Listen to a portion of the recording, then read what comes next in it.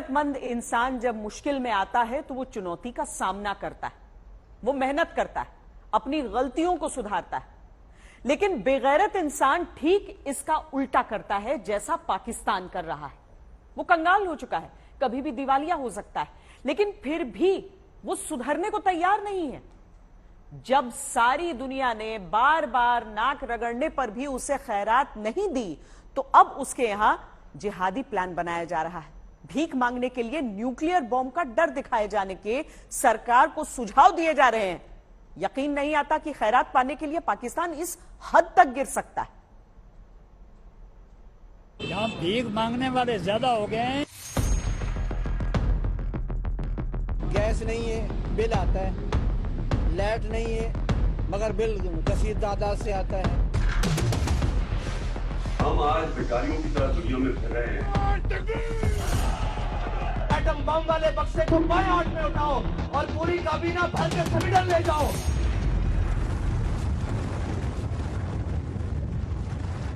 हम आज 75 साल बाद आज किशकोर लेके फिर रहे हैं और हम इधर देखते हैं तो कर्जा, इधर देखते हैं तो कर्जा। कहते हैं ना कि beggars can't be choosers.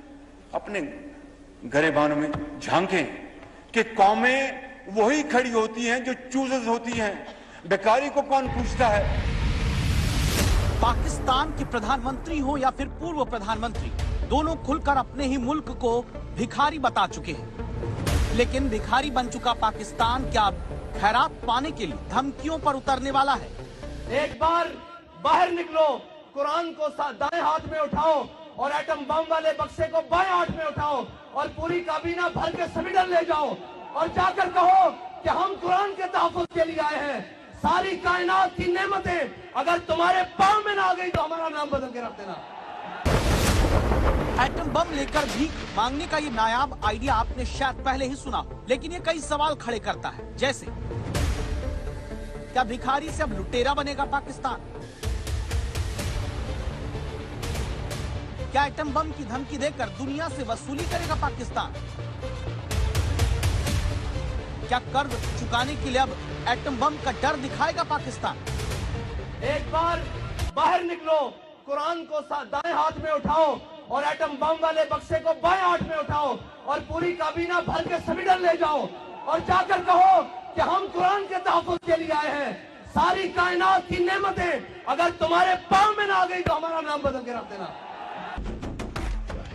Pakistan की हालत किसी से छिपी नहीं, लेकिन मुल्क की फौज, वहाँ के नेता, यहाँ तक कि धार्मिक नेता भी अपने मुल्क को सुधारने की बजाय उसे अंधेरे कुएं में ढकेलने पर आमादा है। आर्मी अपने ऐशो आराम छोड़ना नहीं चाहती और पाकिस्तान के नेता इस काबिल नहीं कि वो मुल्क चला सके। लेकिन दुनिया के लिए सबसे बड़ी चिंता वहाँ के मुल्ला कट्टरपंथी हैं, जो दुनिया को याद दिला रहे हैं पाकिस्तान कितना खतरनाक है।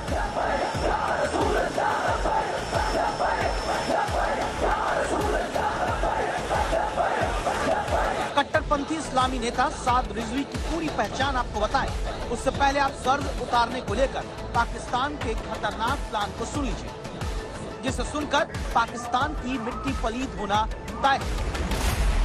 तुम दुनिया में सदर को लेके, वजीर आजम को लेके, अपनी तमाम काबीना को लेके जहाज भर के पाकिस्तान की इकोनॉमी बचाने के लिए चीफ ऑफ आर्मी स्टाफ को भी आगे लगाकर दुनिया में जाकर हर एक के दरवाजे पर भीख मांग रहे हो। कोई तुम्हें देता है, कोई तुम्हें नहीं देता, कोई अपनी शराइत मनवाता है। क्यों जा रहे हो? कहा जी मुल्क की इकोनॉमी खतरे में है, हम मुल्क की मैशत बचाने के लिए जा रहे हैं। मैंने कहा इधर आओ, तुम कहते हो पाकिस्तान की रोडों में निकलने से कुछ नहीं होता। एक बार बाहर निकलो, कुरान को दाएं हाथ में उठाओ और एटम बम वाले बक्से को बाएं हाथ में उठाओ और पूरी काबीना भर के समिटन ले जाओ और जाकर कहो कि हम कुरान के तहफ़्फ़ुज़ के लिए आए हैं। सारी कायनात की नेमतें अगर तुम्हारे पांव में ना आ गई तो हमारा नाम बदल के रख देना। तो पाकिस्तान का कर्ज चुकाने के लिए दुनिया से एटम बम का डर दिखाकर फिरौती लेने के आइडिया दिए जा रहे हैं, और ये आइडिया कोई ऐरा गैरा नेता नहीं दे रहा।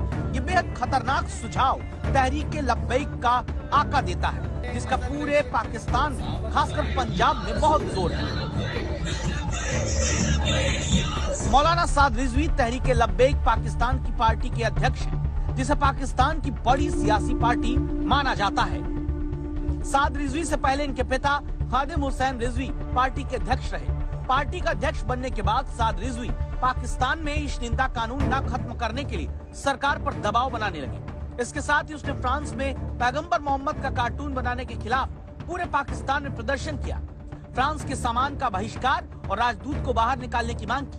जून 2022 में उपचुनाव के दौरान साद रिजवी पर कराची में फायरिंग भी हुई थी। साद रिजवी के ताजा निशाने पर स्वीडन है, जहां कुरान जलाने की घटना के खिलाफ एक जलसा बुलाया और कर्ज चुकाने के लिए एटम बम की धमकी देने के आइडिया पर हजारों लोगों ने हाँ में हाँ मिला दी। एक बार बाहर निकलो, कुरान को दाएं हाथ में उठाओ और एटम बम वाले बक्से को बाएं हाथ में उठाओ और पूरी काबीना भर के स्वीडन ले जाओ और जाकर कहो कि हम कुरान के तहफ़्फ़ुज़ के लिए आए हैं। सारी कायनात की नेमतें अगर तुम्हारे पांव में ना आ गई तो हमारा नाम बदल के रख देना। अब साद रिजवी को कौन बताए कि दुनिया क्या, उनका मुल्क एक